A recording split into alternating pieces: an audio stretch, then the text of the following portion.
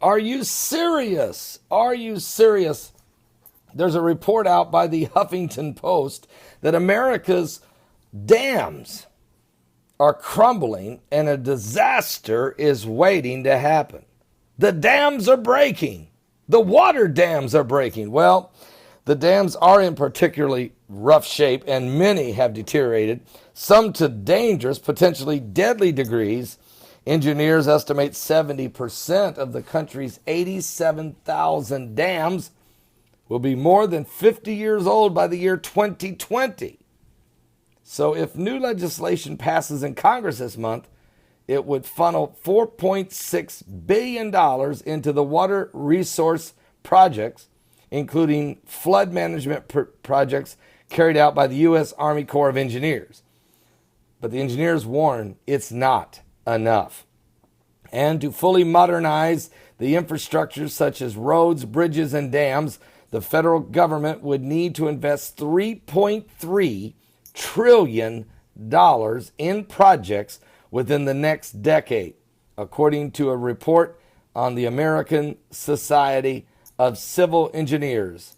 Now, planned investment stands at a little more than half that figure, leaving a huge funding gap that could put the brakes on the economy and Americans at risk. The Water Resources Development Act proposed funds that Congress is considering would represent a modest amount of money to help provide some support to help repair some of these publicly owned dams. And so John France, a dam and hydropower engineer at the consulting firms of AECOM, but most are privately owned. Okay, so many of these aging dams can no longer manage the waters they were built to control because of changes in river flows, weather patterns, and others weren't designed to protect the dense clusters of homes and businesses that have sprung up around these dams.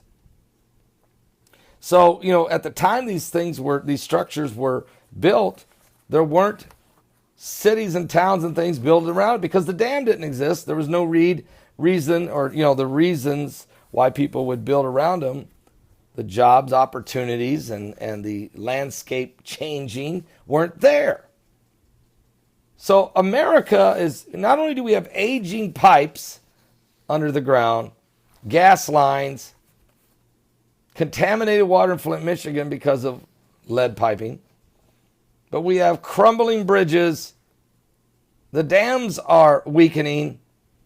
Our infrastructure of this nation has been neglected, while America has spent trillions of dollars in foreign aid, trillions of dollars fighting wars in faraway places with no results or negative results even, and loss of life, not only American lives, but the lives of the civilization of the people that are in those areas in a lot of cases. But we've also spent trillions of dollars in propping up the United Nations and all of this nation building we've done. We've built every nation but our own.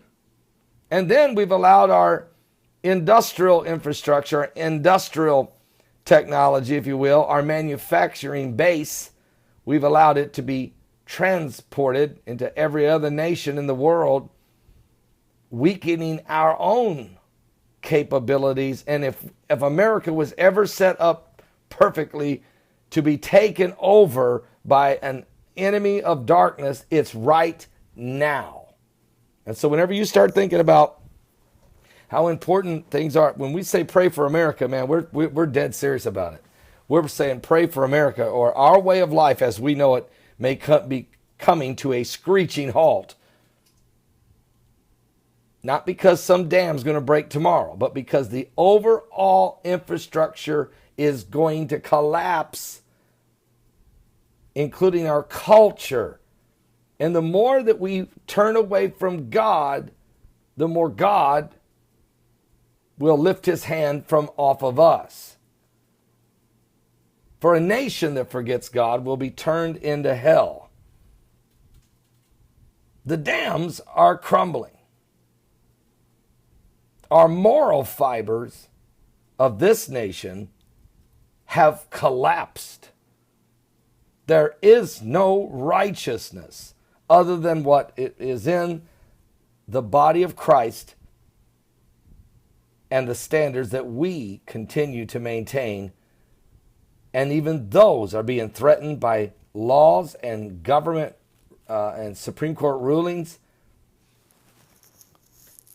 to force us to conform, is what they're trying to do, which is exactly what the beast will do in the book of Revelation in chapter 13, when it will try to force everyone to bow to the image of the beast or to the number of his name.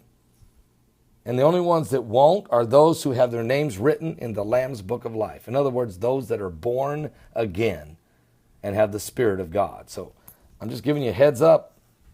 You know, we got all these earthquakes, these fault lines and quakes and potential situations that could break one of these loose and have a catastrophic, cataclysmic disaster. Are you saved? Give your life to Jesus Christ. That's the Hoover Dam you're looking at right there.